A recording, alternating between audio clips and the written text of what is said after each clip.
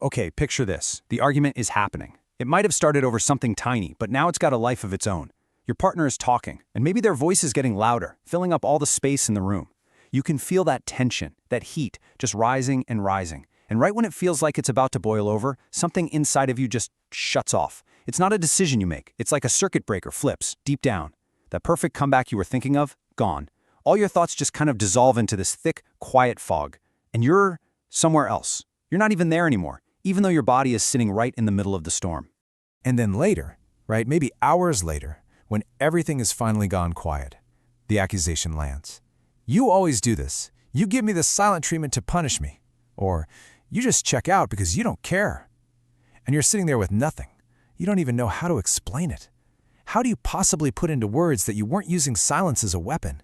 That in that critical moment, you weren't even home. You were just gone. So what is actually happening in that moment? That profound, involuntary quiet? Is it really a calculated move, a way to punish your partner? Or is it something much, much deeper? Something ancient, a physiological survival response that just completely hijacks your conscious mind? Let's get into this, because understanding the difference between a choice and a reflex, between an attack and a defense mechanism, honestly, that can change everything for a relationship.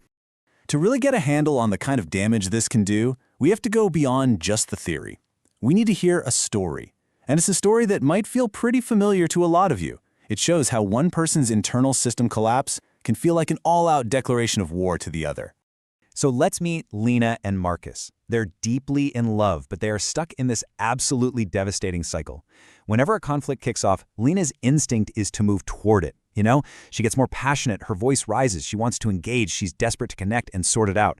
But the more she moves forward, the more Marcus pulls back. He gets incredibly still. His face just goes blank, and he stops talking.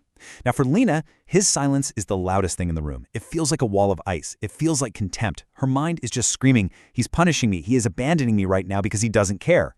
But inside Marcus's head, it's a totally different universe. He's not choosing to be silent. He's been completely swallowed by it. His mind is a total whiteout. The words have vanished. He just feels this deep numbness, like he's disconnected from his own body. He's just floating in this silent, empty space, watching it all from a million miles away.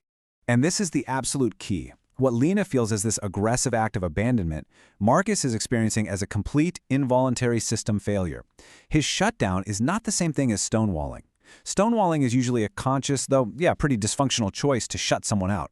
This is different. This is a physiological event. His body's ancient survival wiring has slammed on the emergency brake, and he's just along for the ride. So to understand why that brake gets pulled so hard, we have to look under the hood, We've got to look past the argument itself and into the actual architecture of our nervous system.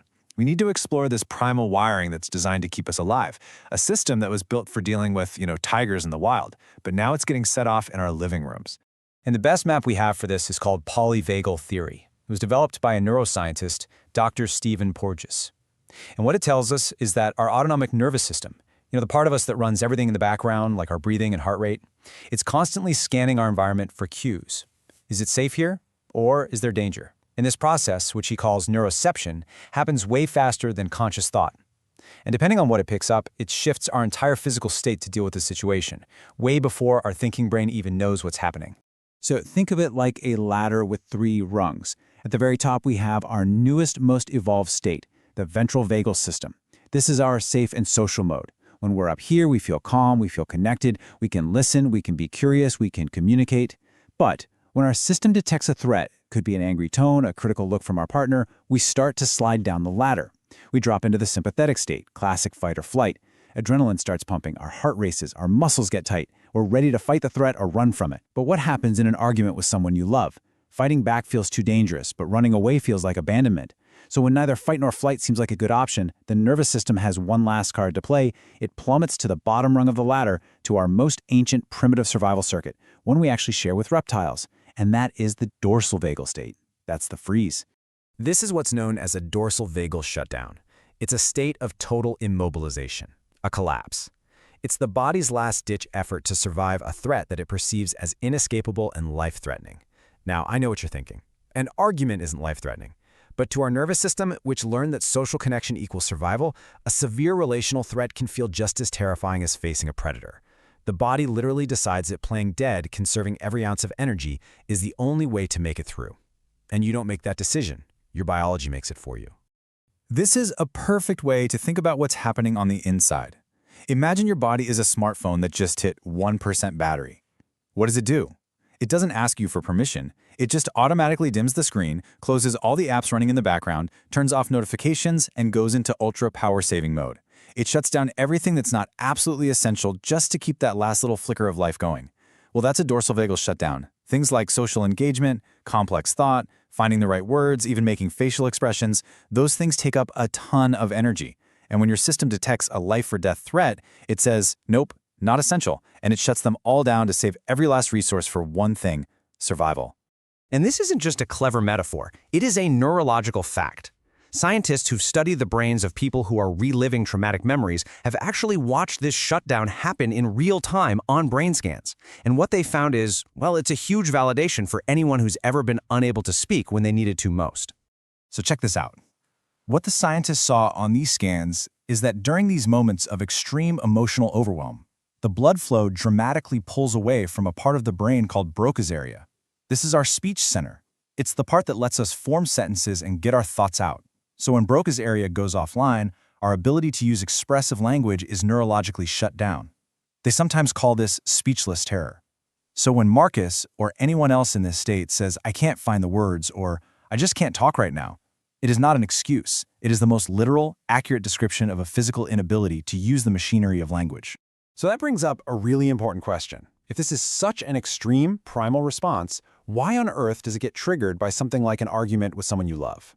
To answer that, we have to go back in time. Because for pretty much everyone who goes into this freeze state, this isn't a new reaction. It's a very old and very well-practiced survival skill. So where does a person's nervous system learn that when faced with conflict, the absolute safest thing to do is to basically play dead, to become invisible? Well, almost always it learns that lesson in childhood. See, the freeze response becomes the go-to strategy when you're a kid, and the other options are taken away. Just imagine being a child in a home with a parent who's really volatile or critical. Fighting back? That would just make things worse, right? Bring on more anger. Fleeing? That's not an option. A child is completely dependent. And if expressing your needs or showing your emotions only led to you being rejected, or made fun of, or just ignored, well, your little nervous system has to figure something out. And what it learns, over and over, is that the only way to stay safe, the only way to not make things worse, is to disappear, to become small, quiet, invisible, to freeze. And we need to be really clear about this. Back then, in that environment, this was not a flaw. It was a brilliant, life-saving adaptation. It was a shield. It allowed a child to survive something that felt completely overwhelming and inescapable. By checking out mentally and emotionally, they made it through. It's what kept them safe. But here's the problem. The nervous system has a very, very long memory, and it doesn't just automatically update its software. So that survival pattern that protected you as a child becomes this deeply wired automatic reflex when you're an adult. And now when you're in a relationship with a partner who is safe and loving, your system still scans for those old familiar threats, a raised voice, a tense look, and it mistakenly runs the old program. And the shield that once kept you from being harmed now becomes this wall that blocks any chance of connection, leaving both of you feeling totally misunderstood and alone. So what's the way forward? How do you possibly build a bridge back to each other when one person's automatic defense feels like a personal attack to the other? Well, the work isn't about trying harder or forcing out words that just aren't there. It all starts with a completely new way of looking at the whole experience, for both people. First, if you're the one who freezes, I really want you to hear this. You are not cold. You're not broken. You are not unloving. You are overwhelmed. Your body is just faithfully running an old survival program that it thinks you still need. You are not choosing this, and you absolutely deserve patience and compassion and a partner who can learn to see your silence for what it is. And for their partner, I know how much it hurts, but their silence is not a weapon that's aimed at you. It is a shield against a past that you can't even see. It is not a measurement of your value or how much they love you. It is a painful echo of their history. Healing this pattern isn't about trying to power through the shutdown. You can't talk your way out of a state where language has literally gone offline. The real healing happens in the quiet moments, between the arguments. It starts by creating a shared language together, a simple, prearranged signal that you can use as a lifeline when you feel that shutdown starting to happen. This phrase right here, this could be the most important one you ever practice as a couple. I am not shutting you out. I am shutting down. Give me 20 minutes. This is revolutionary, and here's why. The first part, I'm not shutting you out, that validates your partner's pain. The second part, I am shutting down, names what's really happening, that involuntary process. And the third part, give me 20 minutes, creates a safe, concrete plan. It's not I'm leaving forever, it's a temporary pause with a promise to come back. It's a tool that can stop the whole cycle from spiraling and give that frozen nervous system the time and space it desperately needs to come back online. You know, when we can learn to see this freeze response not as an attack, but as a physiological cry for a profound sense of safety, everything can start to shift. That silence doesn't have to be the end of the conversation anymore. It doesn't have to be the proof that you're disconnected. Instead, it can become something totally new, a signal, a clear, blameless signal that says, hey, the intensity here is too much and that a different kind of care is needed right now. It becomes an invitation, not to push harder, but to pause, to take a breath, and to build a relationship so deeply safe that those old, desperate survival patterns can finally gently be put to rest.